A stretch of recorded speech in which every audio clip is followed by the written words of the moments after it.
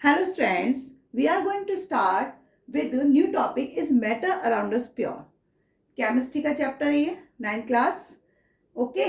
और इस चैप्टर में मैटर एक शब्द आ रहा है जो आपने पिछले फर्स्ट चैप्टर में पढ़ा था कि मैटर होता क्या है. Matter is occupy space and has a mass. Clear. यानी जो स्पेस को घेरते हैं और जिनमें मास होता है दैट इज अ मैटर. अब यहाँ topic is matter around us pure. क्या सभी मैटर हमारे चारों तरफ जो मैटर हैं वो प्योर हैं? तो इसके लिए हम दो एग्जांपल ले सकते हैं, शुगर एंड सॉइल. क्लियर. अब शुगर इज अ प्योर और soil is a not pure. तो इस आधार पर हम क्या कहेंगे कि that all the matters around us is not pure. Clear.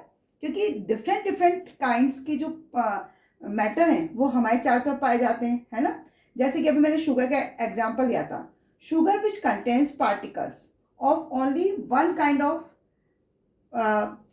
तो वन काइंड है यानी एक ही टाइप के पार्टिकल्स उसमें प्रेजेंट हैं, इसलिए हम उसे क्या कह रहे हैं, प्योर कह रहे हैं.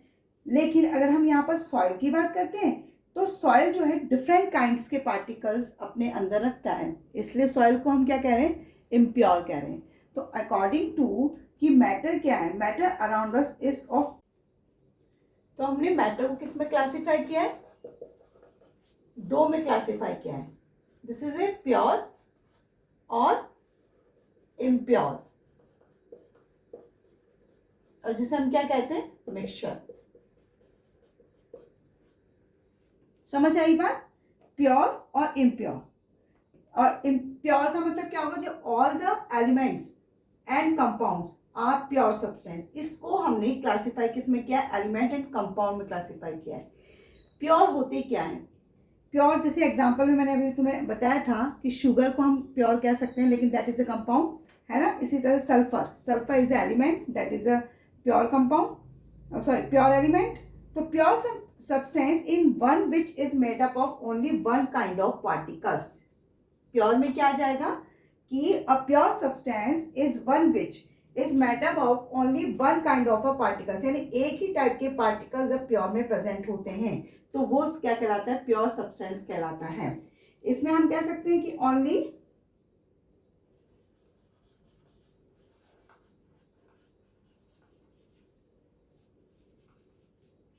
only one substance present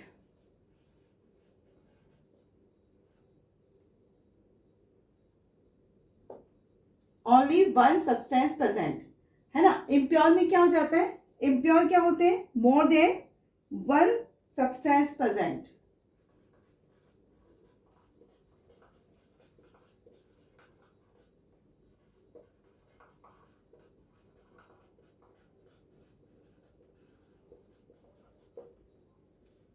समझ आई.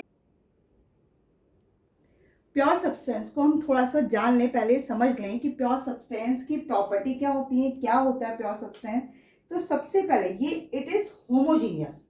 इसकी प्रॉपर्टी क्या है कि इट इज होमोजीनियस.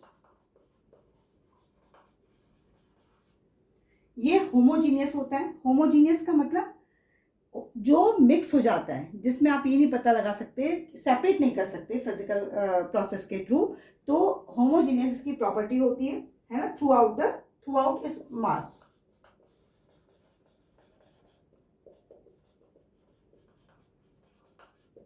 क्लियर हुई बात. होमोजीनियस का मतलब समझ है.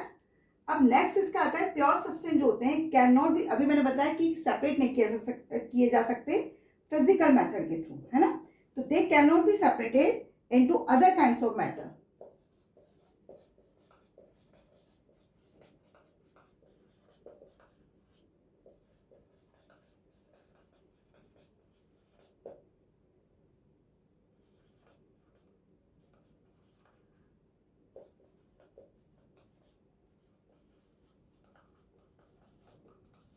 Clear. They can not be separated. इनको सेपरेट नहीं किया जा सकता किसमें, other kind into other kinds of matter. दूसरे मैटर्स में इनको सेपरेट नहीं किया जा सकता. और किसके थ्रू नहीं किया जा सकता, बाय फिजिकल प्रोसेस. ये मैं बता चुकी हूं अभी पहले ही.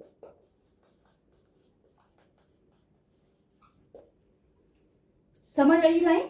कि जो ये प्योर सब्सटेंस होते हैं, एक तो वो होमोजीनियस होते हैं, है ना, थ्रू आउट इट्स मास, जब तक उसमें वेट होगा, मास होगा, जब तक उसमें, वो क्या होंगे, होमोजीनियस मिक्सचर रहते हैं, होमोजीनियस रहते हैं, और they can not be separated into other kinds of matter by physical process. इनको सेपरेट नहीं किया सकता। जैसे आप समझ लीजिए, शुगर और वाटर आपने मिक्स किया, मिक्स करने के बाद अब आप उसको छानिए, छानने के थ्रू क्या होगा, क्या शुगर अलग हो जाएगी या वाटर अलग हो जाएगा? नहीं होगा, है ना। छानने के बाद, फिल्टर करने के बाद आप देखते हैं कि सेम का सेम आपको वाटर मिलता रहता है। तो इसलिए हमने कहा कि फिजिकल प्रोसेस के थ्रू इसको क्या नहीं किया सकता, सेपरेट नहीं किया जा सकता है। इसके अलावा इनका फिक्स्ड कंपोजिशन होता है। थर्ड पॉइंट में हम क्या लिख सकते हैं कि थर्ड पॉइंट आएगा इसका फिक्स्ड क्या होता है। Third point, it has a fixed composition.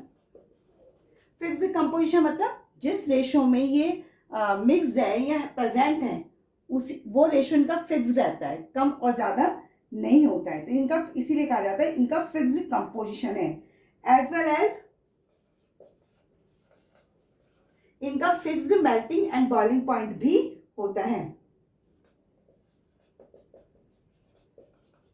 Melting point and boiling point, तीनों पॉइंट आपको समझ आया कि प्योर सब्सटेंस क्या होते हैं, यानी प्योर सब्सटेंस जिसमें होमोजीनियस प्रॉपर्टी पाई जाती है, होमोजीनियस होते हैं, है ना। सेकंड हमने बोला कि उनको फिजिकल प्रोसेस के थ्रू सेपरेट नहीं किया जा सकता है।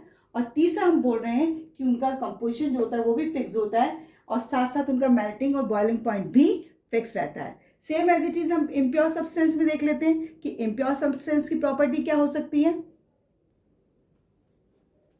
अभी हमने प्योर सब्सटेंस की प्रॉपर्टी पढ़ी, अब हम इसकी इम्प्योर सब्सटेंस या मिक्सचर की प्रॉपर्टी देखते हैं। इसका अपोजिट हम कर सकते हैं, जैसे हमने इसमें लिखा था कि दैट इज ए होमोजीनियस, है ना। प्योर सब्सटेंस जो होते हैं वो होमोजीनियस होते हैं। तो इसमें क्या होगा, इसमें ये होमोजीनियस और साथ साथ हेट्रोजीनियस भी होते हैं। तो हम क्या लिखेंगे, it may be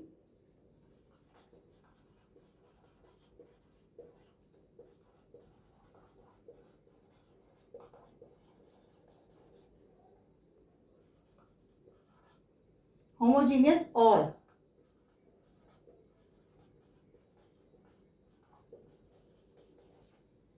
it may be homogeneous and heterogeneous. समझ आया? उसके बाद हमने कहा था कि उसमें फिजिकल प्रोसेस के थ्रू उनको सेपरेट नहीं किया जा सकता, जबकि इनको क्या सेपरेट किया जा सकता है प्रॉपर तरीके, क्योंकि हिट्रोजीनियस मिक्सचर है। तो दोनों आप इसको ऐसे भी समझ सकते हैं कि जैसे हमने कोई सॉइल है उसको वाटर में डिजोल्व किया, जब वाटर में डिजोल्व करते हैं तो आप देखते हैं कि जो कुछ सॉइल तो मिक्स हो जाती है, कुछ उसके पार्टिकल्स होते हैं, जैसे पत्थर हैं, कुछ मोटे मोटे, है ना, कंकर वगैरह होते हैं, वो मिक्स नहीं हो पाते हैं। तो वो जब हम उसको फिल्टर करते हैं तो पानी जो होता है वो तो फिल्टर हो जाता है, नीचे आ जाता है, और जो उसके पार्टिकल्स होते हैं यानी मिट्टी पत्थर जो भी होते हैं वो कहाँ रह जाते हैं, फिल्टर पेपर के ऊपर रह जाते हैं। तो इस तरह से हम इसको सेपरेट कर सकते हैं। क्लियर? तो इसमें क्या आएगा, इट कैन बी सेपरेटेड।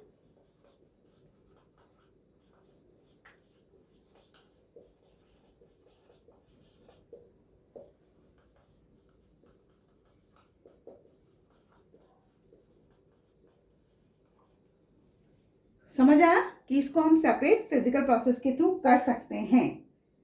ये बात क्लियर हुई? अब तीसरा पॉइंट हमने उसमें बोला था कि उसमें जो कंपोजिशन होता है वो क्या होता है, फिक्स्ड होता है, लेकिन इसमें ऐसा नहीं होता है। तो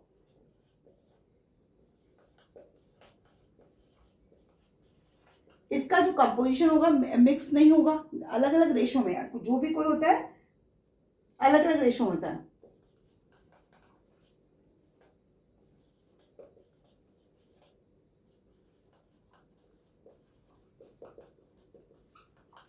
क्लियर हुआ? उसमें हमने कहा था कि उसका फिक्स्ड मेल्टिंग और बॉइलिंग पॉइंट होता है, इसमें बॉइलिंग और मेल्टिंग पॉइंट भी फिक्स्ड नहीं होता है।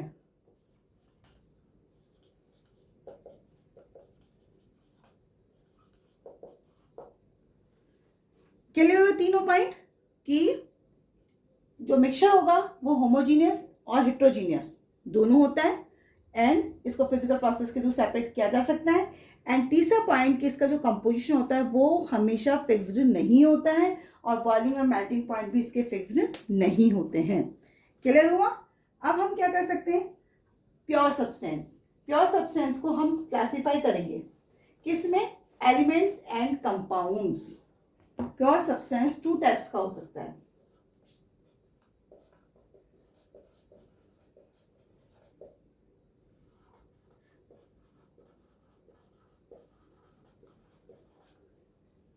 Clear? Element and compound. Element क्या है? एलिमेंट को स्प्लिट नहीं किया सकता, यानी तोड़ा नहीं जा सकता, ब्रेक डाउन नहीं किया सकता अदर सब्सटेंस में, 2 या मोर सब्सटेंस में। क्लियर? तो इसकी डेफिनेशन क्या हो सकती है, an element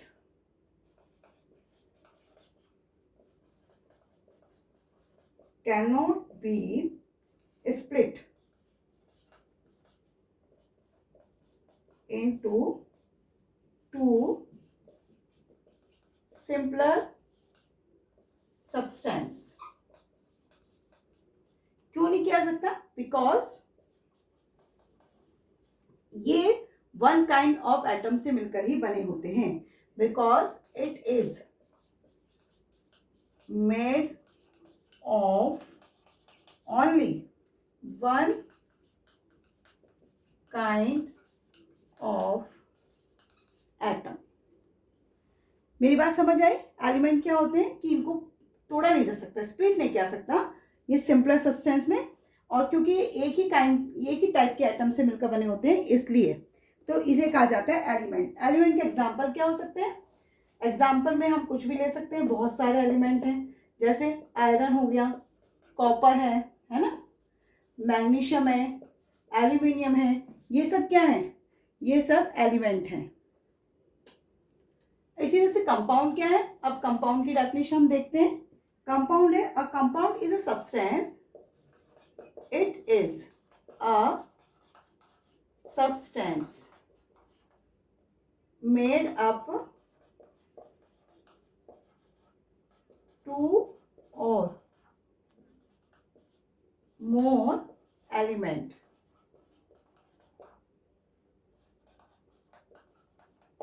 chemically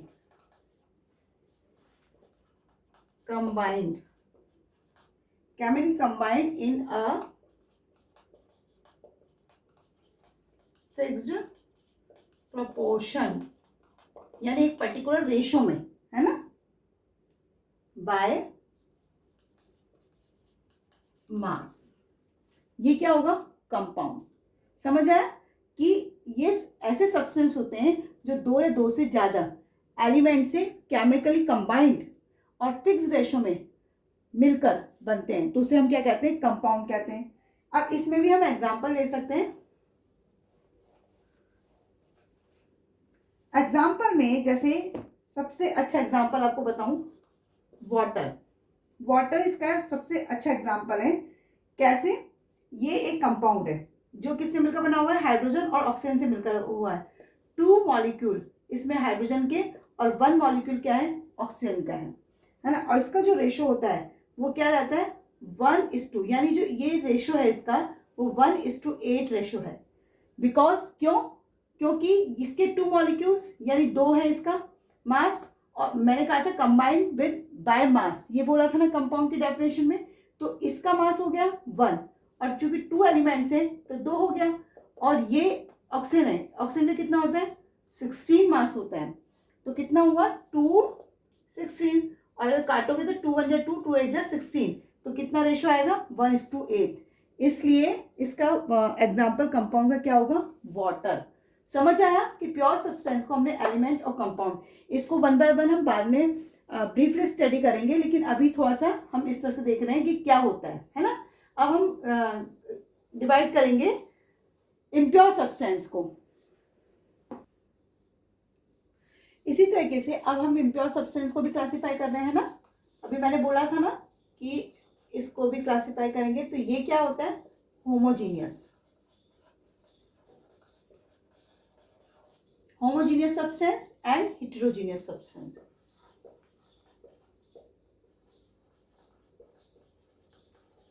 heterogeneous substance. Homogeneous में मैंने भी बताया था कि होमोजीनियस सब्सटेंस वो सब्सटेंस होते हैं जो बिल्कुल मिक्स हो जाते हैं आपस में एक दूसरे से, जिन्हें कि आप फिजिकल प्रोसेस के थ्रू सेपरेट भी नहीं कर सकते हैं, वो होमोजीनियस होते हैं। तो हम इसकी डेफिनेशन क्या लिख सकते हैं कि दोज मिक्सचर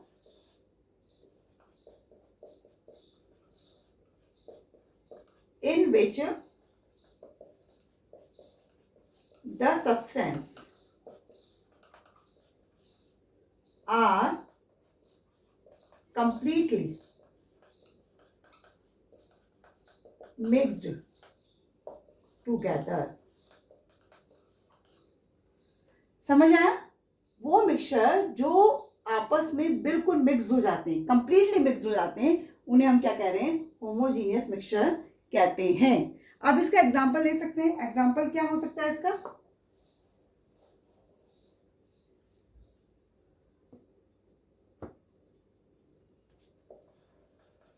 ये तो हम पहले भी बात कर चुके हैं ना,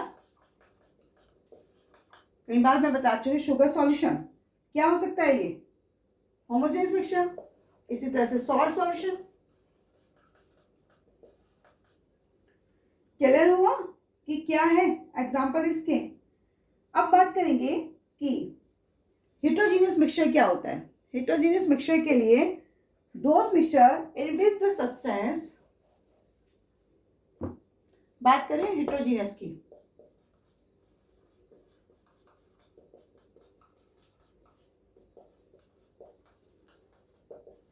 in which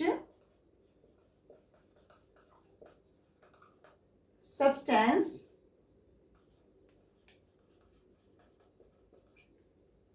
remain separate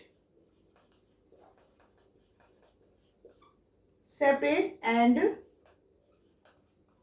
one substance is sprayed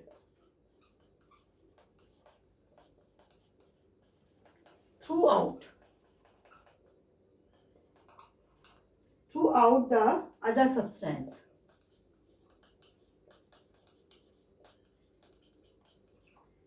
Other substance as small particles।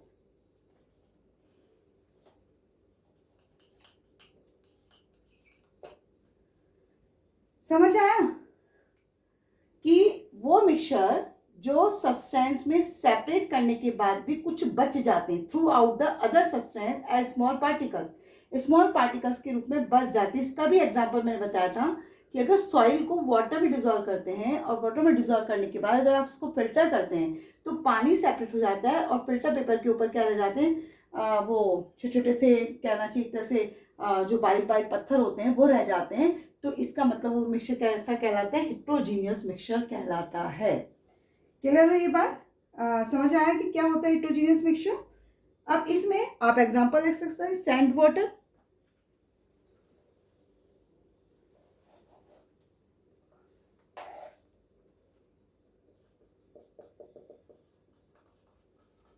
Sand water, soil water.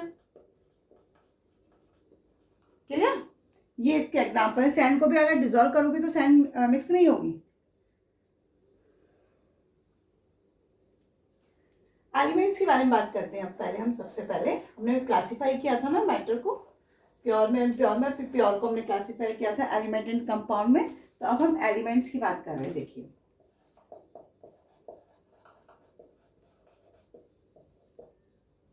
Elements को मैंने आपको बताया था कि एलिमेंट्स वो होते हैं जिन्हें स्प्लिट नहीं किया जा सकता, यानी स्मॉलेस्ट सब्सटेंस में कन्वर्ट नहीं किया जा सकता और ज़्यादा।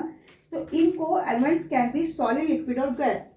हम इसे कह सकते हैं कि सॉलिड एलिमेंट जो होते हैं, सॉलिड, लिक्विड एंड गैस, तीनों में पाए जाते हैं, है ना। सॉलिड में जैसे एग्जांपल आप ले सकते हैं क्या? Sodium and carbon, sodium and carbon solid होते हैं।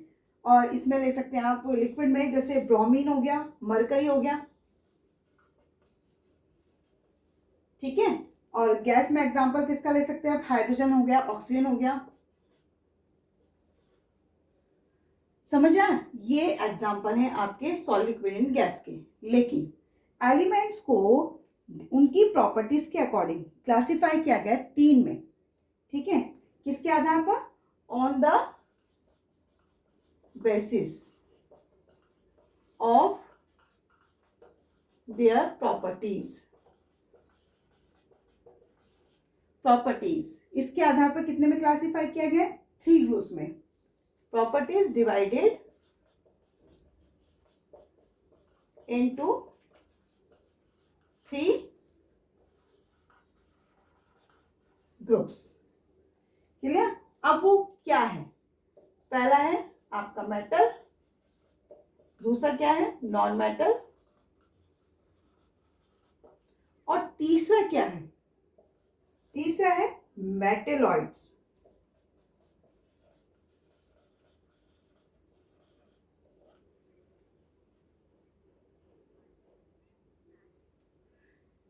Metal, non metal, metalloids. समझ आ रहा है कि नहीं आ रहा है? कि हमने क्लासिफाई किया है उनकी प्रॉपर्टीज के according metal, non metal, metalloids में। मेटल और नॉन मेटल आप पढ़ के आए हुए हैं, है ना। मेटल, नॉन मेटल के बारे में आप जानते हैं, क्लास 8 में पढ़ा है आपने। मेटेलॉइड्स क्या होता है? जिनमें इन दोनों की प्रॉपर्टी हो जाती है, लेकिन कुछ आर मेटल और कुछ property non metal, they have a metalloids. ठीक है। अब हम मेटल, नॉन मेटल की प्रॉपर्टीज देखते हैं। दोनों की कंबाइंड प्रॉपर्टीज देखेंगे एज ए डिफरेंस। और क्योंकि आप उसको वैसे भी लिख सकते हैं कि अलग अलग से सेपरेट करके भी प्रॉपर्टीज को लिख सकते हैं, लेकिन हम इसको एज ए डिफरेंस के अकॉर्डिंग मेटल, नॉन मेटल की प्रॉपर्टी पढ़ेंगे। क्लियर हुआ?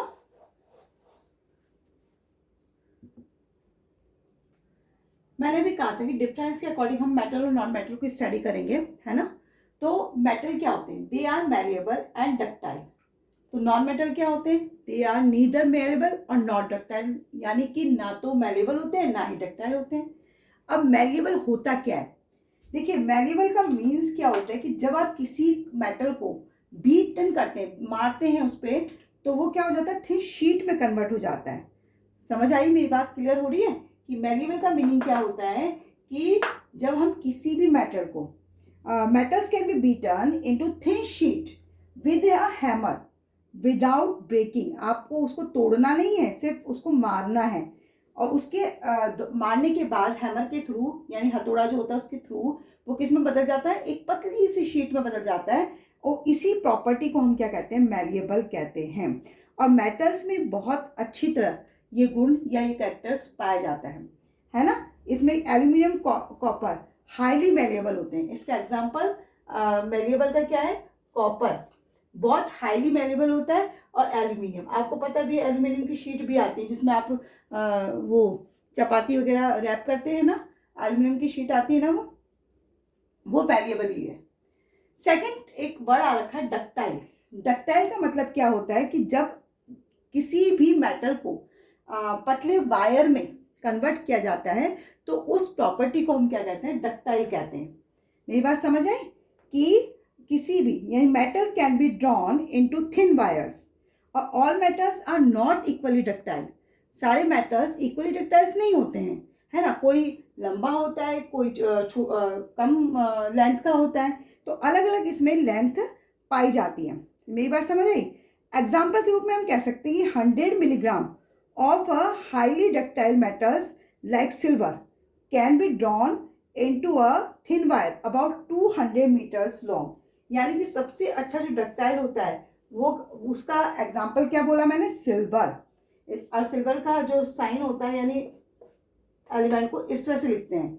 सिल्वर हाईली डक्टाइल होता है। उसके अलावा कॉपर भी है, एल्यूमिनियम भी है। और कॉपर वायर आप देखते हैं, वायर को घरों में यूज़ किया जाता है इलेक्ट्रिसिटी के लिए। तो मेरे ख्याल से मैलिएबल और डक्टाइल दोनों प्रॉपर्टी आपको क्लियर हो गई होंगी क्या होती है। सेकेंड पॉइंट वो क्या है? कि they are good conductor of heat and electricity. और नॉन मेटल में क्या कहना है? They are bad conductor of heat and electricity. यानी कि जितना अच्छा ये good conductor of heat and electricity होता है, उतना ही वो bad conductor of heat and electricity होता है। यानी कि वो कंडक्ट नहीं कर पाता है। कंडक्ट का मतलब एक जगह से दूसरी जगह हीट को कन्वे करना। समझ रहे हो? मेटल एक बहुत अच्छा good conductor of heat and electricity होता है। और इसमें सबसे अच्छा एग्जांपल किसका है? सिल्वर का। Silver is a good conductor है। मेरी बात समझ आ रही है? Silver is a best conductor of heat है। एंड अगर आपको ध्यान हो, जो आप cooking utensils and water boilers use करते हैं वो भी जनरली किसके बने होते हैं, कॉपर एंड एल्यूमिनियम के बने होते हैं। क्यों? क्योंकि वो गुड कंडक्टर ऑफ हीट होते हैं। ये आपसे पूछा भी जा सकता है कि ये क्यों बने होते हैं इसके, आपका आंसर होना चाहिए कि because they are a good conductor of heat and electricity. Metal और नॉन मेटल दोनों में ये बात पॉइंट क्लियर हो गया होगा कि good conductor of heat.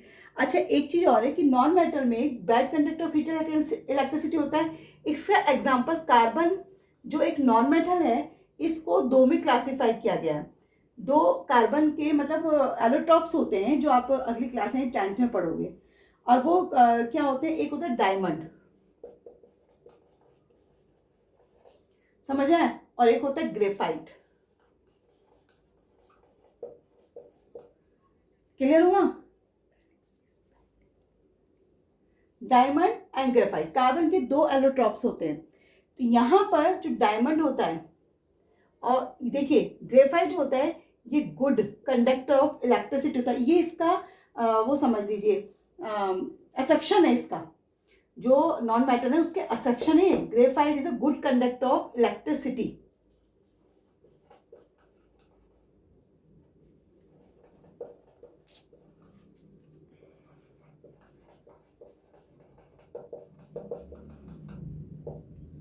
Clear हुआ? इसी तरह से डायमंड क्या होता है, ये गुड कंडक्टर ऑफ इलेक्ट्रिसिटी है, ये गुड कंडक्टर ऑफ हीट है। मेरी बात समझे, ये एक्सेप्शन में आ जाते हैं। वैसे तो ये bad conductor of heat and electricity ही है, लेकिन ये इसका एक्सेप्शन है। Clear? Next point, third property में हम क्या बता सकते हैं कि they are lustrous and can be polished. जबकि नॉन मेटल क्या होते हैं, दे आर नॉन लस्ट्रस। देखिए लस्ट्रस का मीनिंग क्या होता है, शाइनी, चमकदार, है ना, शाइनी अपीयरेंस रखने वाला। और नॉन लस्ट्रस का मीनिंग क्या होगा, डल, यानी जिसमें कोई शाइन नहीं पाई जाती है ना। And can not be polished. Metals क्योंकि लस्ट्रस हैं, शाइनी अपीयरेंस रखते हैं, इसलिए इसका यूज ज्वेलरी बनाने में भी किया जाता है, डेकोरेशन में भी किया जाता है। जनरली इसमें सबसे मेन जो यूज किया जाता है वो क्या होते हैं, गोल्ड, है ना, गोल्ड एंड सिल्वर। इनका उपयोग क्योंकि हाईली लस्ट्रस है, शाइनी अपीयरेंस रखते हैं, इससे इनका यूज ज्वेलरी बनाने में किया जाता है। अच्छा, एक नॉन मेटल आपको दिखा है, एक्सेप्शन क्या है इसमें, iodine.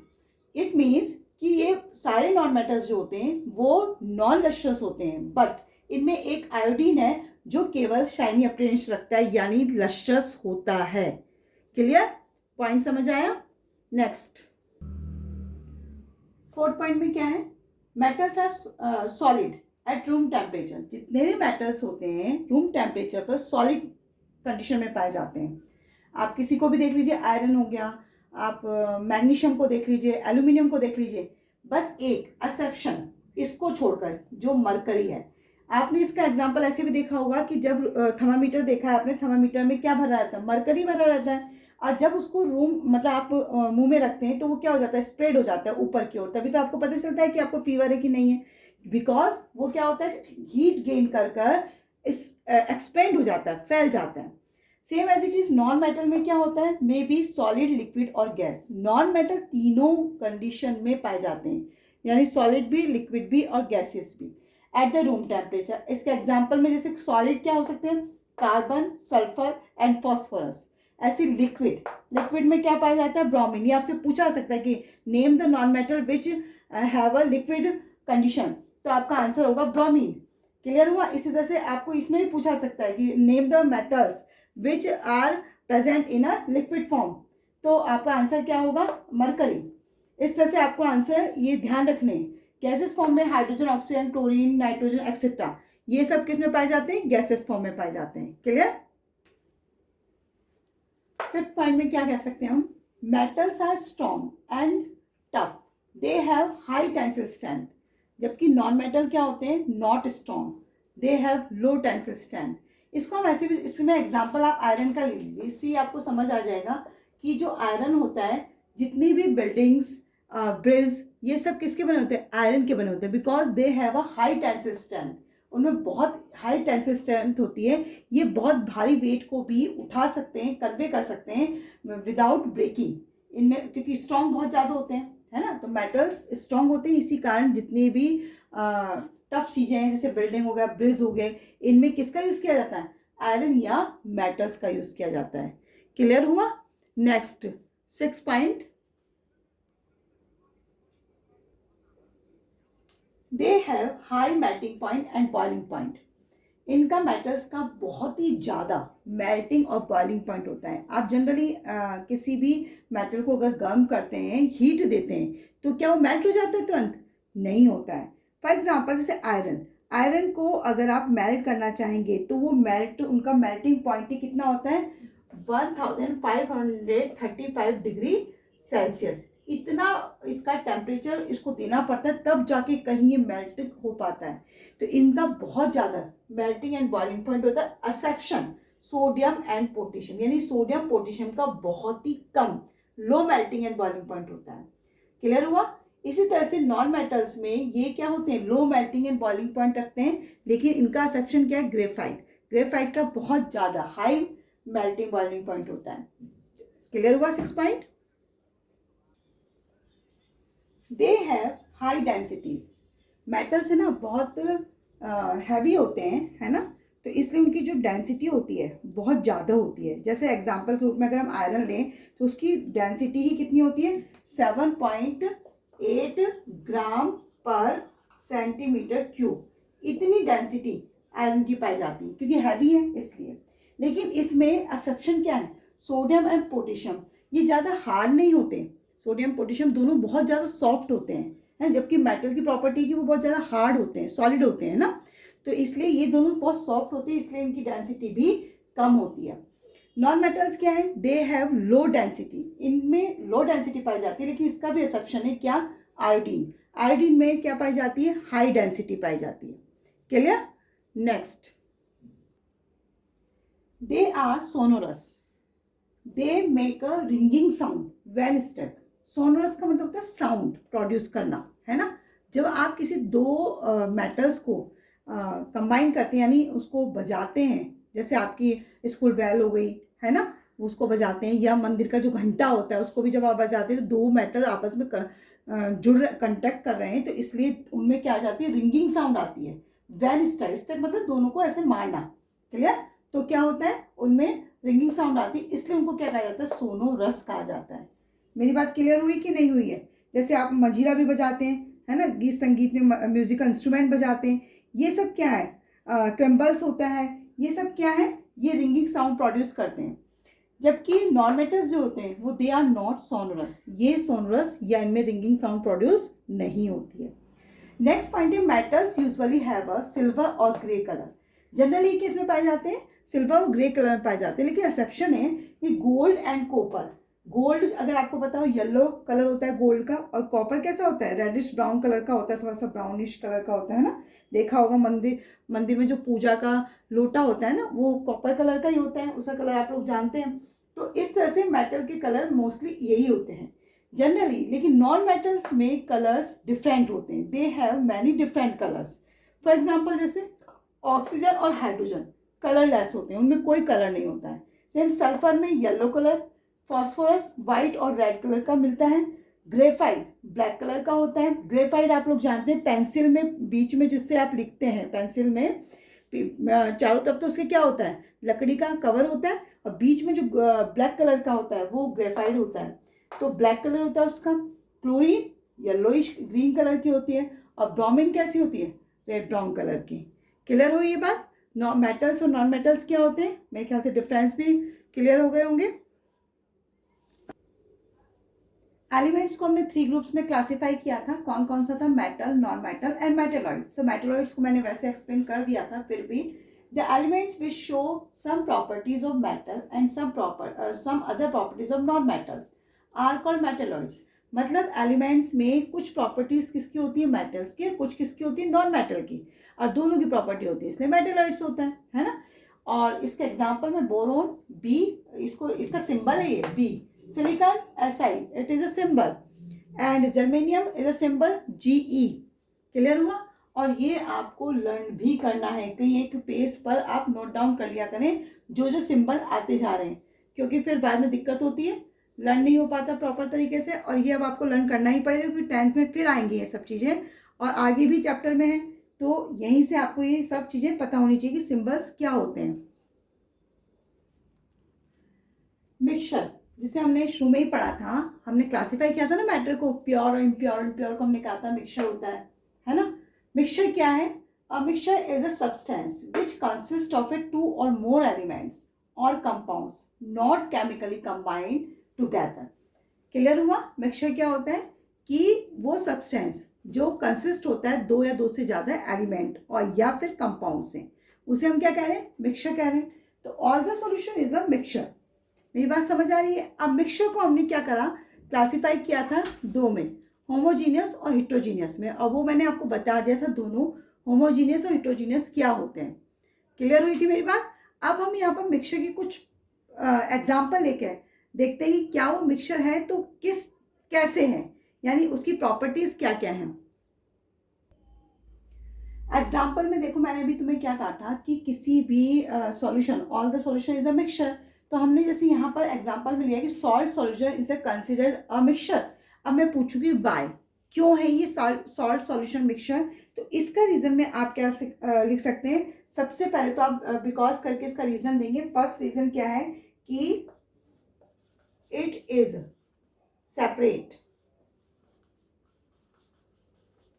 separated by physical process।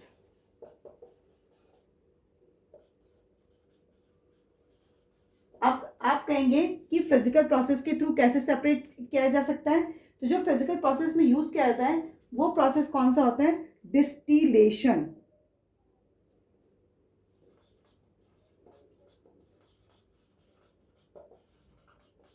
जिसके थ्रू सॉल्ट सॉल्यूशन है, यानी पानी में घुला हुआ नमक है ना, सॉल्यूशन तो तभी होगा, तो वो डिस्टिलेशन के थ्रू किस में सेपरेट किया जा सकता है? Into the salt and water. समझ आया कि नहीं आया? कि जो हमारा सॉल्ट सॉल्यूशन है उसे हमने किस में सेपरेट किया है? सॉल्ट एंड वाटर में, है ना। और किसके थ्रू कर रहे हैं? फिजिकल प्रोसेस के थ्रू। अब वो फिजिकल प्रोसेस हमारा क्या होता है? डिस्टिलेशन। समझ आया? अब ये जो हमारा सॉल्ट सॉल्यूशन है वो क्या प्रॉपर्टी शो करता है कि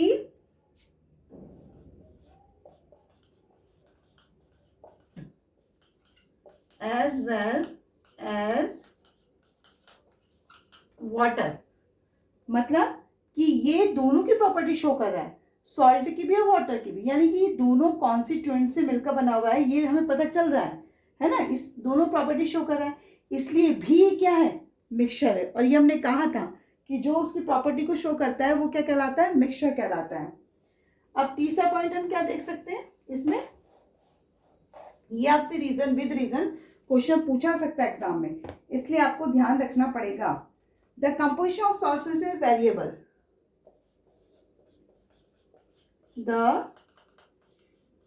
composition of salt solution of variable, यानी डिफरेंट अमाउंट्स ऑफ सॉल्ट जो होता है जब डिजोल्व किया जाता है पानी के अंदर, है ना, तो आपको ये पता है कि उसमें जो वाटर है सॉल्ट डिजोल्व होने के बाद उनका जो कंपोजिशन होता है डज नॉट डेफिनेट फॉर्मूला। ऐसा थोड़ी ना है कि आपने 1 चम्मच सॉल्ट डिजोल्व करनी है, 2 चम्मच सॉल्ट डिजोल्व करनी है, तो उसका कोई डेफिनेट फॉर्मूला नहीं होता है। क्लियर? और फोर्थ पॉइंट इसमें क्या हो सकता है कि salt solution does not have a fixed boiling point.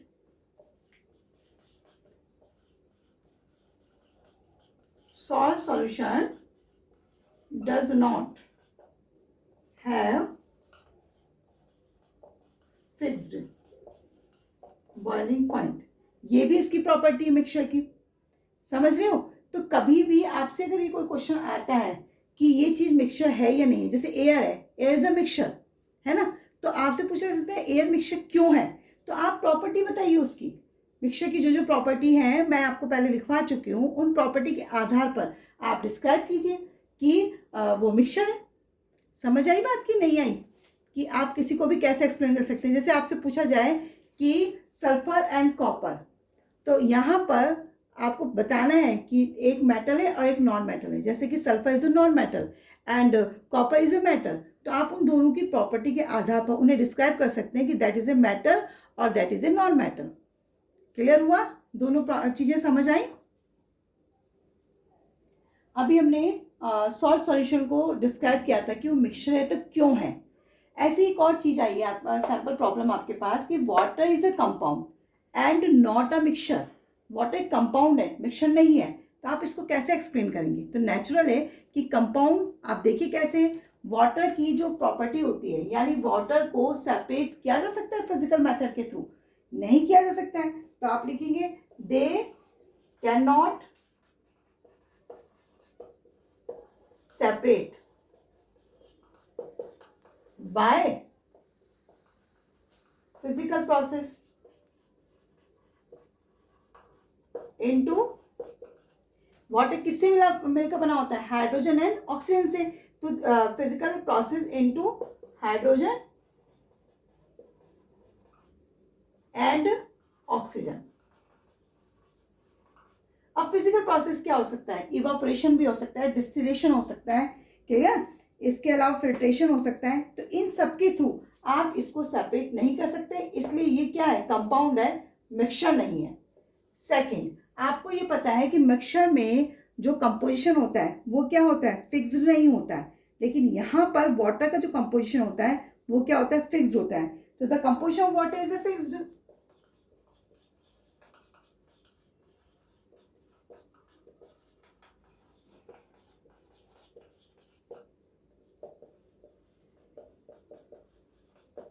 पता है ना आपको ये? इसका कंपोजिशन वाटर क्या होता है? फिक्स्ड रहता है। और इसका जो कंपोजिशन होता है वाटर का वो क्या होता है? मैंने बताया था आपको H2O, यानी 1:8, ये इसका कंपोजिशन होता है। थर्ड पॉइंट में आप क्या लिख सकते हैं कि जो वाटर का बॉइलिंग पॉइंट होता है वो भी क्या रहता है? फिक्स्ड रहता है। और ये इसकी प्रॉपर्टी कंपाउंड की है ना, प्योर जो हमारे सब्सटेंस थे उनकी प्रॉपर्टी थी ना ये। और जो मिक्सचर की प्रॉपर्टी वो क्या होती है? उनकी फिक्स्ड बॉइलिंग पॉइंट नहीं होता है। तो कंपाउंड है, चूंकि वाटर की फिक्स्ड बॉइलिंग पॉइंट फिक्स्ड रहता है, इसलिए ये क्या है? कंपाउंड है।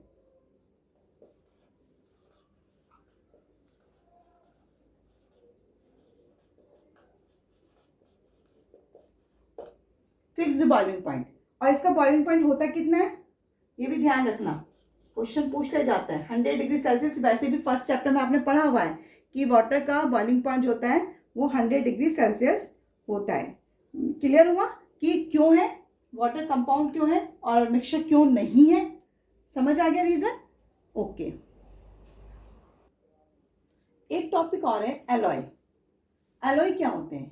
They are homogeneous mixture. Actually अब ये भी एक मिक्सचर ही है ना, ऑफ मेटल्स। किसके मिक्सचर है? मेटल्स के। यानी दो या दो से ज्यादा मेटल्स जब कंबाइंड हो जाते हैं तो उनको हम क्या कहते हैं? एलॉय कहते हैं। And can not be separated into their components by physical method, यानी इनको भी फिजिकल मेथड के द्वारा सेपरेट नहीं किया जा सकता है। जैसे फॉर एग्जांपल ब्रास। ब्रास क्या है? ब्रास, ब्रास क्या है? Brass is a alloy. और ये एलॉय किसका मिक्सचर होता है? कॉपर एंड जिंक का।